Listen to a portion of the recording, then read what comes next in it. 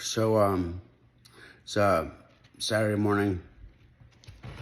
I'm 24 hours, just about 24-hour post-op from my right rotator cuff repair. I didn't get to talk to the doctor after surgery yesterday, but he did communicate that the shoulder was a lot worse when he got inside than he had anticipated from the looks of the MRI. Looks of the MRI showed it was like a half centimeter tear. We said that the bone required a lot more repair when he got in than what he originally knew. I don't know how you repair a bone, but I'll find that out next week, I guess, when I meet with him in person. I don't really have any pain yet. The nerve block that they gave me for the right side of the body hasn't really worn off yet. I've been able to, just this morning, I've been able to walk on my own. I wasn't able to put any pressure on that foot, so I really couldn't even walk all day yesterday after the surgery. But like I said, no pain really. I'm sure that's right around the corner. You know, there'll be a little bit of pain. Hardest thing is keeping this elbow back on the right side of the body. It wants to move off over into the front. Otherwise, you know, I said no pain, so not really anything to complain about other than can't really do anything. Glad I showered before the surgery, because that's not going to happen for a day or two longer. I believe this white deal has to stay on until Sunday, which is just tomorrow. And then there's some steri strips under there that I've got to stay on past that. I thought I would kind of do a video journal of what this is like. This is my 6th shoulder surgery, 3rd rotator cuff repair. The last, after senior year of college, I guy named Bob Corbett dislocated my shoulder in a fight, and I didn't have that dealt with until I moved to Chicago with my buddy Kevin.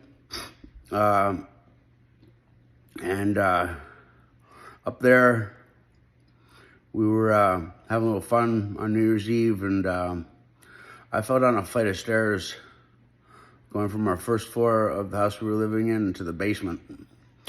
And when I got to the bottom of the floor, about bottom of the stairs, I was laying on the floor, and I saw my shoulder come out of place, and I just kind of looked at it, and I relaxed it as much as I could, and I watched it like sloop right back into place. So I went to the doctor up in Chicago. Can't remember the gentleman's name, but I know that he has since passed. And he did a full-on invasive repair. That's what that scar is right there on my shoulder. That was my left side. He did a repair. He fixed a dislocation with a method called the Bankart method. It's probably like 3 years after that. I had since moved to Austin, and I started running marathons, began running ultra marathons, and spending more time in the gym, lifting more weights. And I went and I was having problems with the shoulder then, and I went to see a gentleman, good doctor, a very good doctor, in Austin named Doug Ellens, E-L-E-N-Z.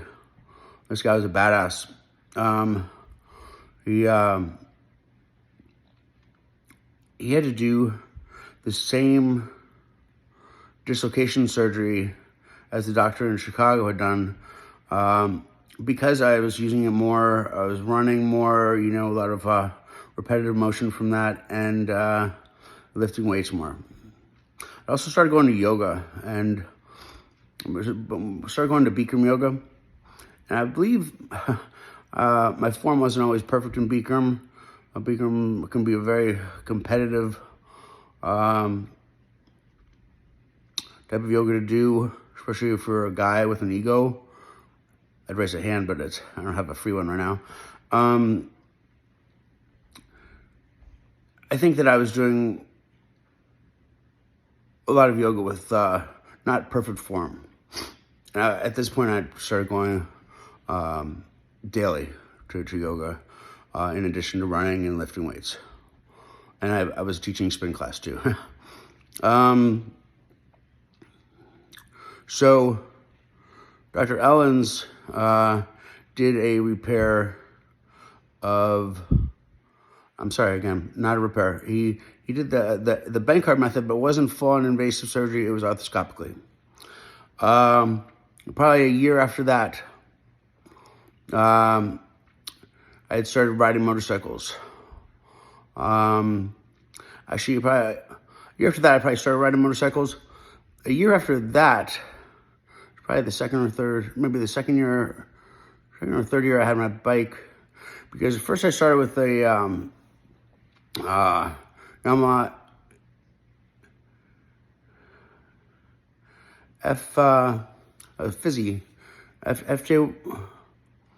I don't know, it was 1,000cc, not a full-on race bike, but it was a sport bike. Had more of an upright riding position. FZ1, it was a Yamaha FZ1, was my first bike. And that was a great bike. It was a great bike. It was a great first bike, even though it was 1,000 cc's. It was a good bike to learn on, and you didn't have to, once you learned, you didn't have to upgrade into a bigger bike because you already had a bigger bike. I had that bike. It was a real nice bike for a passenger as well. I was dating this girl, a beautiful girl. She's a realtor in Austin, and just a very cool girl. She used to like to ride on the back of that bike, and it was a great bike to have a passenger on. I, for some reason, felt the need to be in a full-on race bike, so I bought a bike from one of my best friend's brothers, and it was a Kawasaki ZX-10R, a Ninja Leader bike. This bike was fast as balls. I never did it, but it was in the online. It could do 100 miles an hour in first gear. If you were going to redline it that much, which I never did, but 100 miles an hour in first gear, the bike was stupid fast. I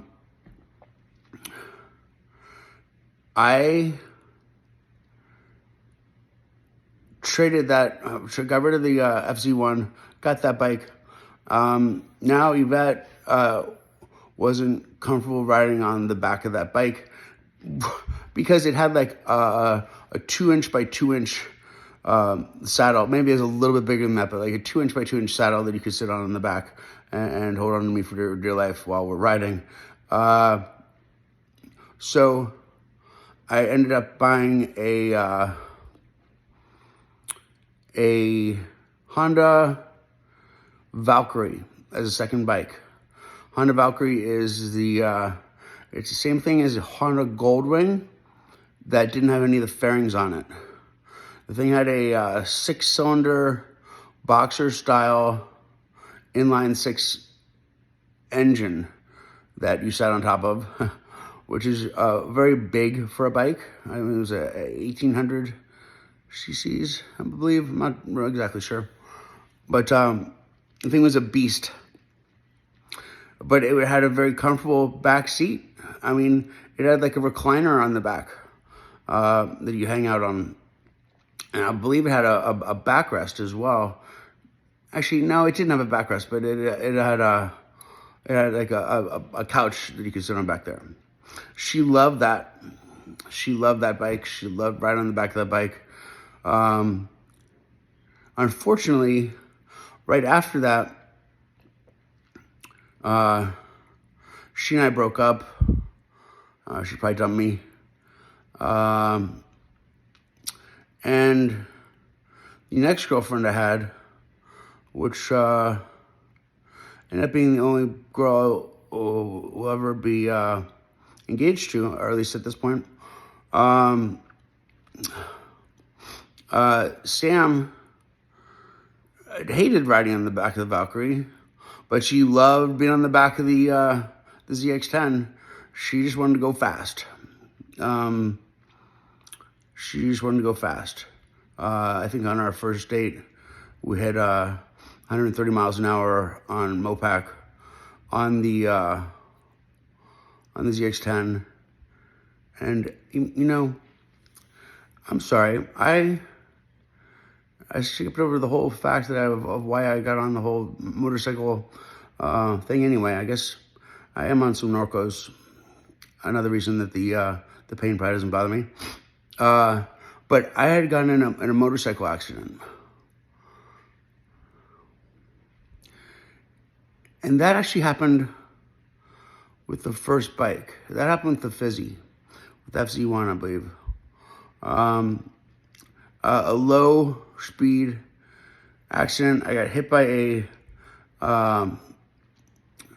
delivery truck on my right shoulder. Actually, the truck hit me and struck my shoulder, not the bike. It knocked me off the bike. It knocked me off the bike and I fell down. I was wearing full gear, helmet, full leather jacket. I remember this because of the leather jacket. It was a motorcycle leather jacket with protection. That was incredibly hard for me to get off because of the I had a dislocated shoulder. Collarbone was broken.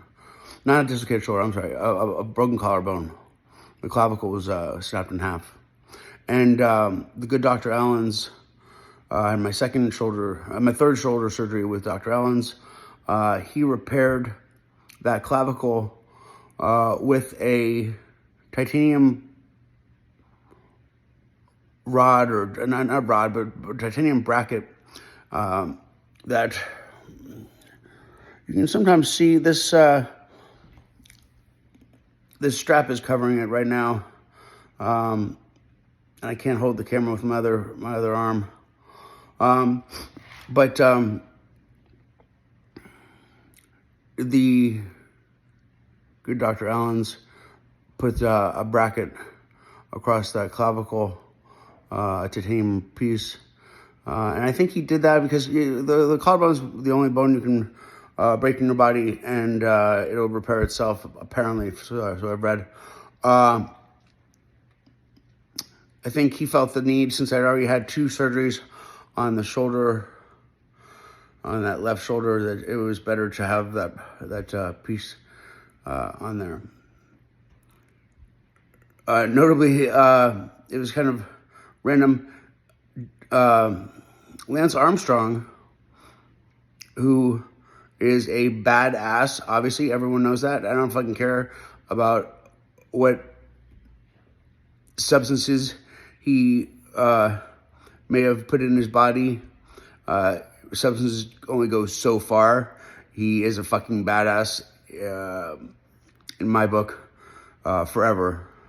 And I think it sucks that he's had any kind of negative press, but anyway, Lance Armstrong had the same muscle, or the same bone break, and in his body, I think a month or two before my surgery or a month or two after my surgery, and had the same titanium plate to reinforce that bone, done by the same doctor, Doug Allens, in Austin. My claim to fame right there. Very small claim. So that was the third surgery. Surgery 4 and 5 were about, I want to say, between 10 and 12 years ago in Houston. I had since moved to Houston. I had been having some shoulder problems on and off, lifting weights more. I was still running a lot. I was kind of tapering off on my running career. I'd done a couple 100Ks.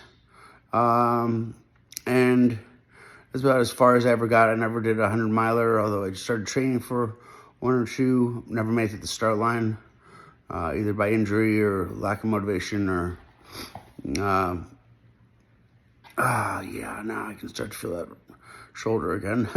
It's probably a sign for painkillers needed pretty shortly. My caregiver has skipped out on me for a little bit. I'm sure I can take that into my own hands. Anyway, I ramble sometimes. So my fourth and fifth surgery were done by a doctor in Houston. Someone that ex-girlfriend recommended to me and introduced me to, Stephen Flores with UT. Again, I've been very fortunate into the doctors that I've been introduced to and have opened me up, because this doctor is a ninja with a scalpel. I like to refer to him as a ninja with a scalpel, and he is badass. If you ever need shoulder or knee surgery in Houston or Texas, come to Houston and talk to Doug Allens. Call Claudia, his nurse, and she'll set you up with an appointment. Anyway, so again, sometimes I ramble. I need a tripod.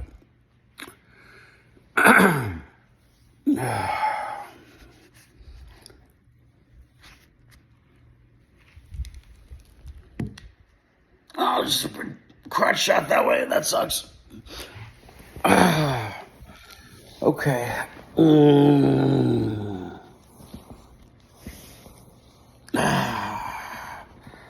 Fuck. Okay, starting to feel some pain now. Anyway, so 12 years ago, 12 years ago, Stephen Flores. I had MRI confirmed tears in both shoulders, rotator cuff, and in the right side a bicep tendon that was tweaked. I had surgery. I was personal training at the time. I worked through those surgeries. I continue to plan on working through this one, but they were 6 months apart from one another. They won't do both shoulders at the same time because you cannot, quote unquote, wipe your ass, which is, pretty true.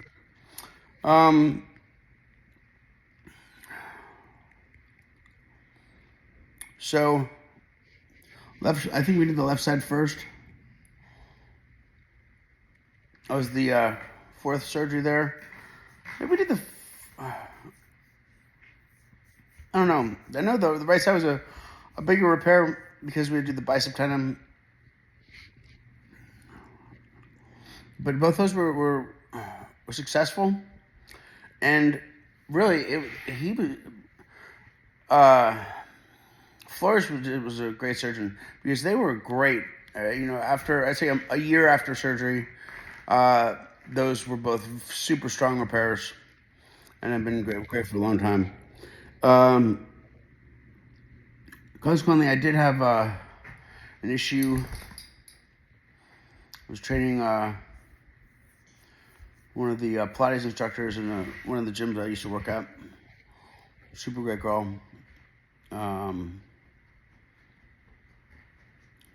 Who's now a financial consultant, but great human being. She mentioned after we were done training one day that she wanted to run some sprints, and I was like, oh, I had taken a little hiatus from running. I was like, I'll run some sprints with you. And we ran, I think I ran 3 sprints out in the parking lot. And I was just like, I'm done. That's good for me. I hadn't ran in a long time. She's like, I'm gonna run one more. And again, the old man ego. I was like, oh, I'll run one more with you. I'll run with you. She was a faster runner than I. And when she took off, I took off after her. And I got probably 6 or 7 steps. And felt that hamstring pop on my left side, and that hamstring popped, and I went straight down under the gravel or the asphalt parking lot, and she took me over to her boyfriend at the time, who was a chiropractor, and he did a little post-injury repair there. I had snapped the hamstring. Never really got an MRI or never really got anything done, but I tried to rehab that on my own. As I was rehabbing it, I got some MRIs because something wasn't quite right in the knee, and it showed like a Baker's cyst behind my knee. And the first MRI showed a Baker's cyst. It didn't show or they didn't catch the ACL that was also torn. The second MRI showed the ACL torn. So I went back to Stephen Flores. He also does knees and shoulders. This is his deal. And he's like, yeah, Bryce, you're done fucked up again. He didn't say that because he's a professional, but I could see it in his eyes. He wears very cool socks, too. He always has the coolest socks on. Anyway, I screwed up again, and I knew that. My ego has done a lot of negative things for me in my life. Anyway, he said that the ACL had to be repaired.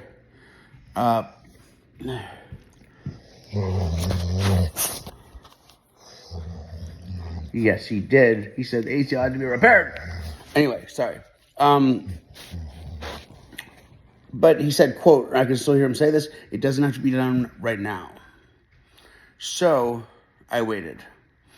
And I waited about 3 years. You have to go outside.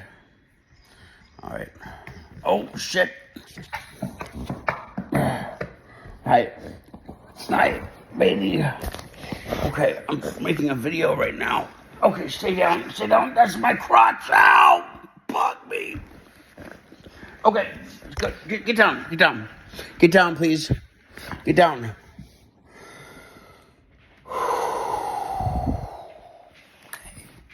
Anyway, so the knee had to be repaired. I waited 3 years, probably a little bit longer than he meant for me to, but that's another video.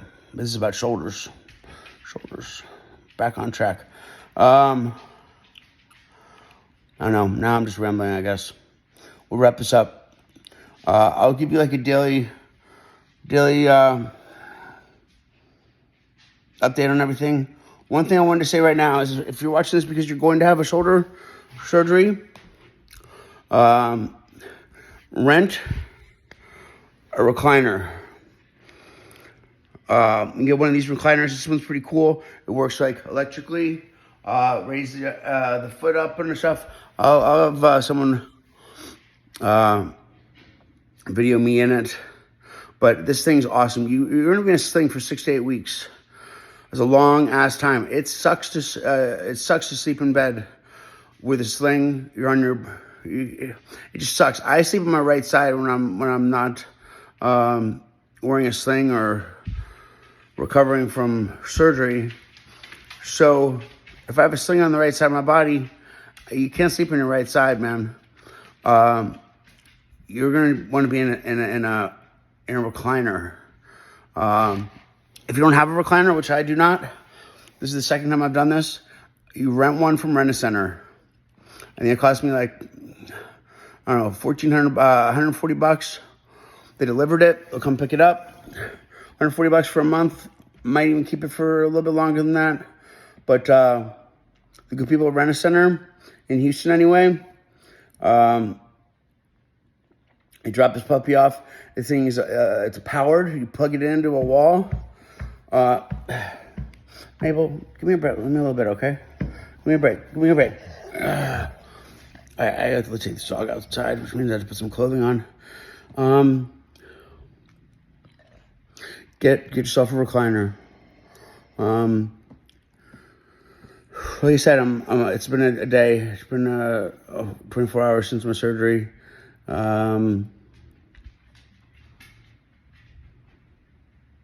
So far, so good. Pains are starting to come back.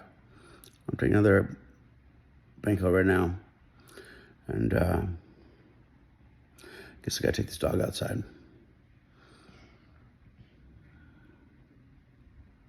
See you now tomorrow or something. We'll talk in.